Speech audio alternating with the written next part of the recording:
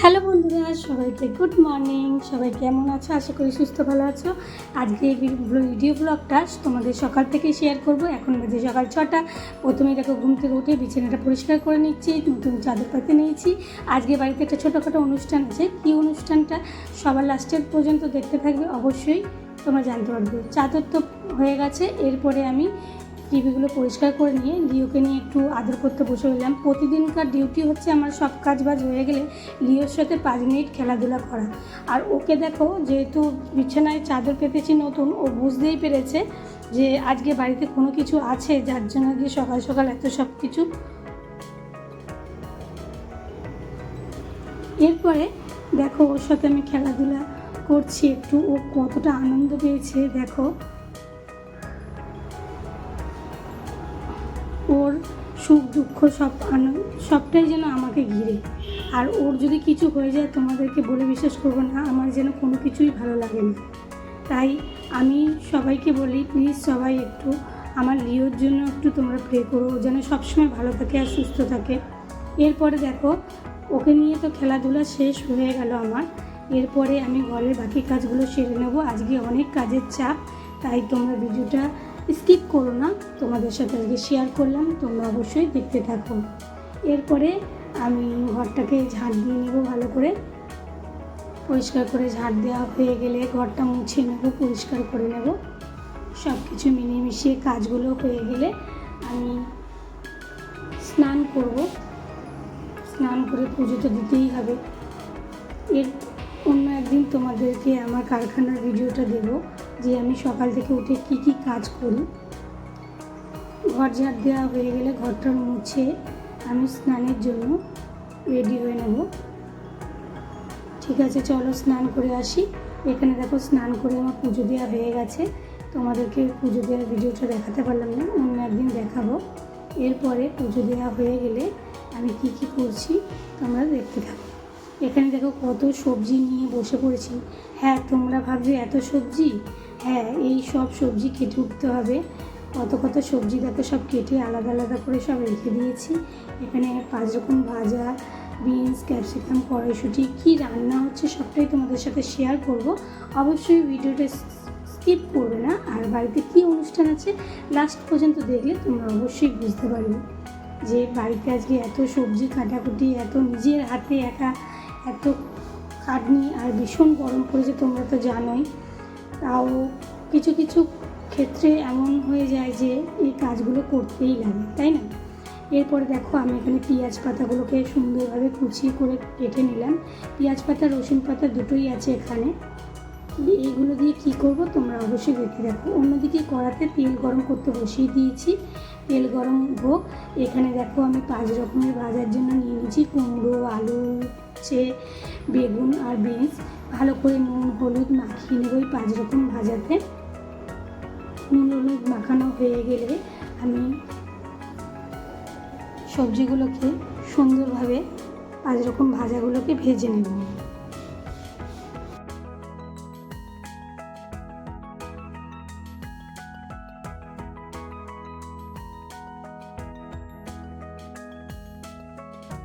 অন্যদিকে তেল গরম হয়ে গেছে, আস্তে আস্তে বেগুন, বিনস এগুলো আমি ভাজতে থাকবো এক এক করে।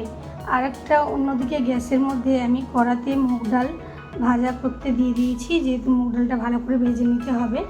এরপরে ভাজা হয়ে গেলে আমি করলাগুলো ভেজে নেব এক এক করে। সব কিছু উপকরণ অল্প অল্প করে তোমাদের দেখাচ্ছি। এখানে দেখো 4 পিস মতো মাছ নিয়ে নিয়েছি।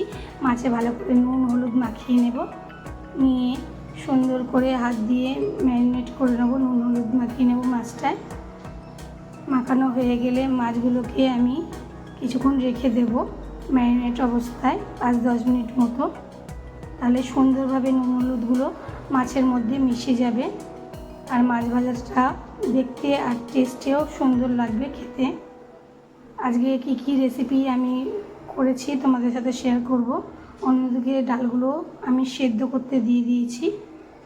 আর আরেকটা দিকে আমি কুমড়ো আর করলা একসাথে ভেজে নিচ্ছি।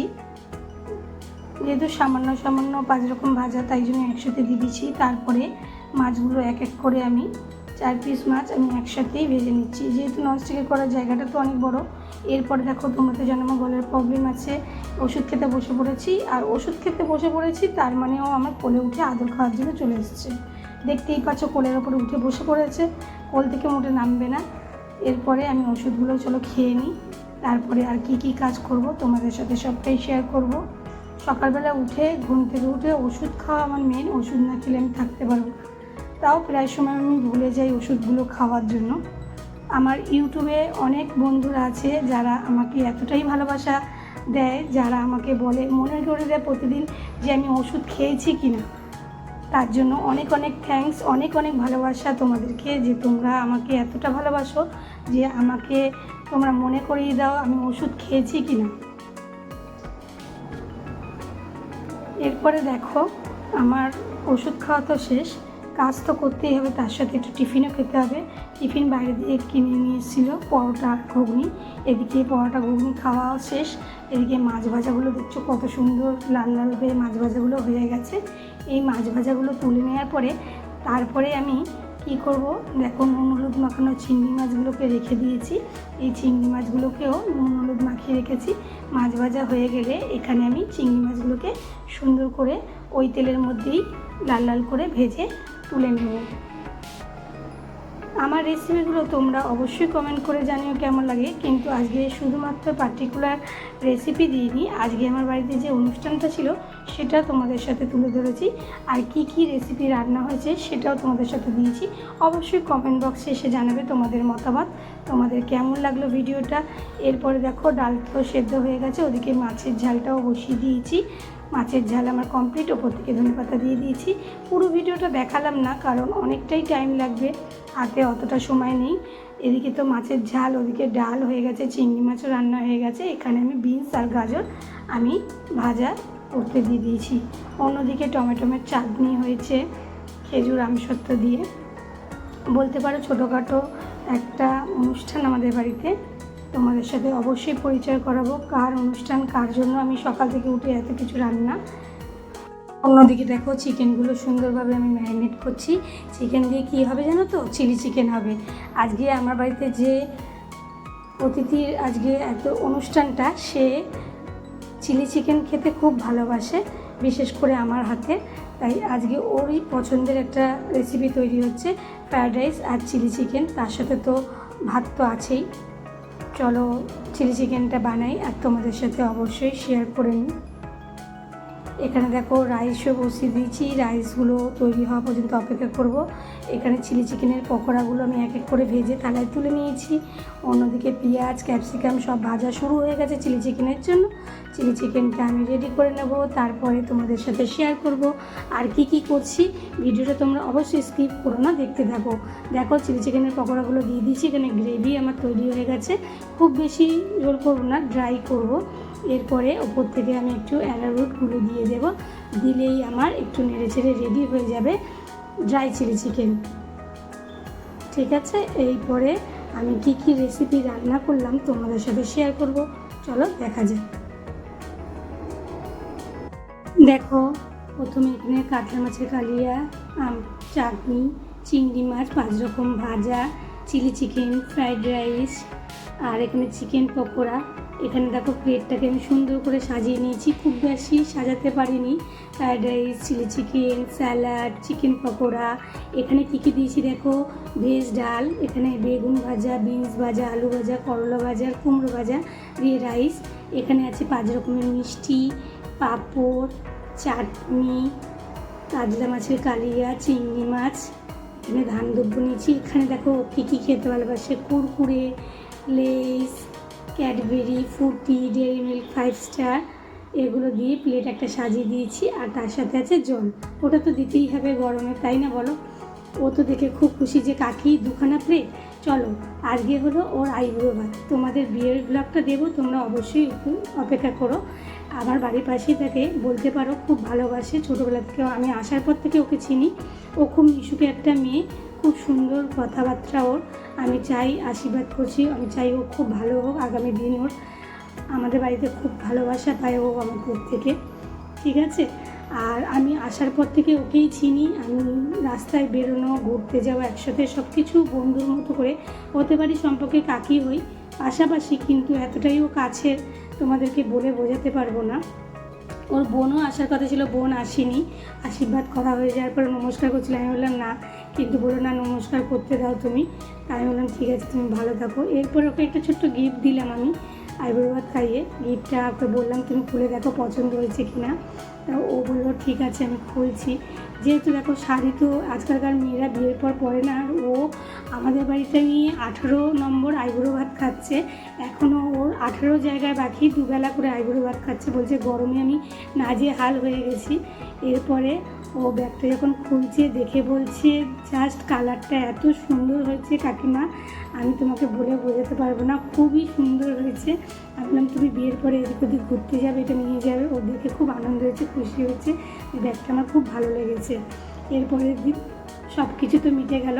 এরপরে বললো যে কাকি এবার খাওয়া দাওয়া করবো, কেননা আবার ও পড়াশোনা ভীষণ ভালোবাসে। ঠিক আছে, তা ওকে একটা বই দেওয়ার কথা বলেছিল ওর কাকু, সেই নিয়ে হাসাহাসি করছে যে হ্যাঁ বই দেওয়ার কথা বলেছে, ঠিক বলেছো।